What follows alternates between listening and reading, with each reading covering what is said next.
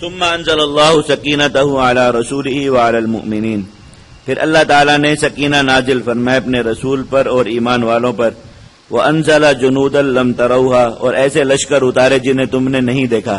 فرشتے اس میں بھی اترے تھے، لڑائی میں حصہ بھی لیا تھا، اور اس وقت فرشتوں نے یہ جو صحابہ کرام پیچھے ہٹ رہے تھے بہت تیزی سے اور مڑ نہیں رہے تھے، ان کے جانوروں کو مار مار کے موڑا، اونٹوں کو، گھوڑوں کو، تاکہ یہ نبی کریم صلی اللہ علیہ وسلم کی طرف متوجہ ہوں اور یہاں پر رکیں. اس طرح یہ لوگ میدان میں رکے. اللہ تعالیٰ نے ایسے مسلمانوں کی نصرت فرمائی.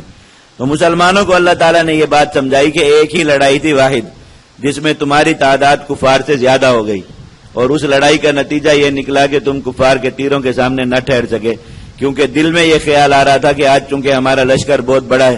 اور بعض صحابہ کرام کی زبان سے یہ بات نکل بھی گئی تھی جب وہ حنین کی طرف جا رہے تھے کہ ہم جب 313 تھے یا 1000 تھے، ہم نے اس وقت دشمنوں کے دانت کھٹے کی، آج ہمارا بہت بڑا لشکر ہے تو ہم بہت جلد فتح یاب ہو جائیں.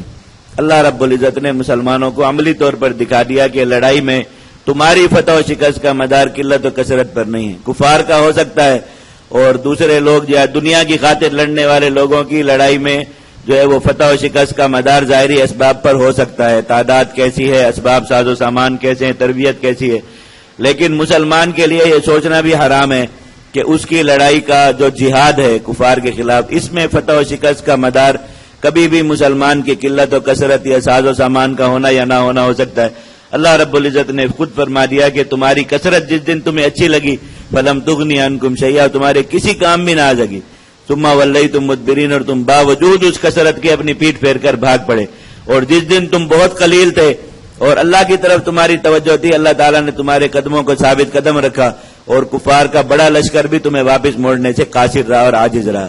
اللہ تعالیٰ نے جہاد کی وہی ترتیب جو پیچھے سے بتائی جا رہی تھی زبانی طور پر، یہاں مسلمانوں کو عملی طور پر دکھا دی اور سمجھا دی کہ کبھی بھی جہاد کرتے ہوئے اپنی تعداد کو اور ان چیزوں کو نہ شکست کا سبب سمجھیں اور نہ فتح کا سبب سمجھیں.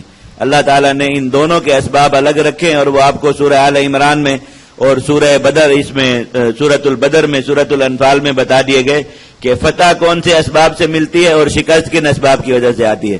بس مسلمان فتح کے اسباب کو اختیار کرے اور شکست کے اسباب سے بچے تو اللہ رب العزت کی طرف سے جہاد کا نتیجہ نکلتا ہے. باقی تعداد مسلمانوں کی کس وقت میں کتنی ہے، شکست کے وقت میں مسلمانوں کی تعداد وہاں بھی زیادہ تھی، فتح کے وقت مسلمانوں کی تعداد کم تھی.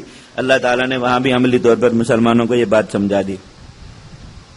وعذب الذین کفروا، پھر اللہ نے کافروں کو عذاب دیا، انہیں شکست سے دوچار کیا. وذالک جزاء الکافرین، اور یہی بدلہ ہے کفار کا. ثم یتوب اللہ من بعد ذلک علی من یشاء، اور پھر اب اللہ تعالیٰ ایمان کی توفیق دے دے گا جس کو چاہے گا. وہ جو میدان جنگ میں کفار مارے گئے، باقی پورا کا پورا قبیلہ مسلمان ہو گیا، اور پھر یہ لوگ اسلام پر ہی قائم رہے. واللہ غفور الرحیم، اللہ تعالیٰ مغفرت فرمانے والے، رحم کرنے والے ہیں. یا ایھا الذین آمنوا انما المشرکون نجس فلا یقربوا المسجد الحرام بعد عامهم ھذا.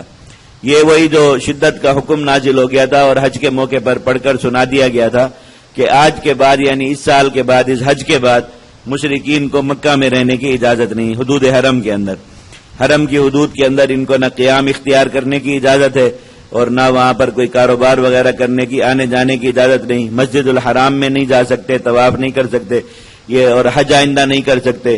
اللہ تعالیٰ نے یہ سارے احکام نبی کریم صلی اللہ علیہ وسلم پر نازل فرمائے، اور نبی کریم صلی اللہ علیہ وسلم کی طرف سے حضرت علی المرتضیٰ رضی اللہ تعالیٰ عنہ نے ان سارے مشرکین کو یہ احکام اس حج کے دن پڑھ کر سنا دیے تھے.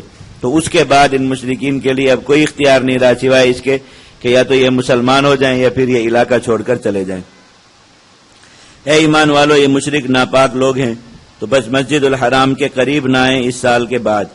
وَإِنْ خِفْتُمْ عَيْلَةً، اب مکہ کے مسلمانوں کو یہ پریشانی ہوئی کہ جو مالدار تھے، سرمایہ دار لوگ تھے اور کاروباری لوگ تھے، وہ سب یہی مشرکین تھے. انہوں نے کہا اگر یہ یہاں سے چلے گئے اور اپنا سامان تجارت اور کاروبار بھی یہاں سے منتقل کر دیا انہوں نے، تو مکہ کے لوگوں کی تو ساری معیشت ٹھپ ہو جائے گی اور انہیں ضروریات زندگی دستیاب نہ ہو سکیں گی. سارا کا سارا کاروبار ان لوگوں کے ہاتھ میں تھا. مسلمان تو اب یہاں کر آباد ہو رہے تھے مکہ میں.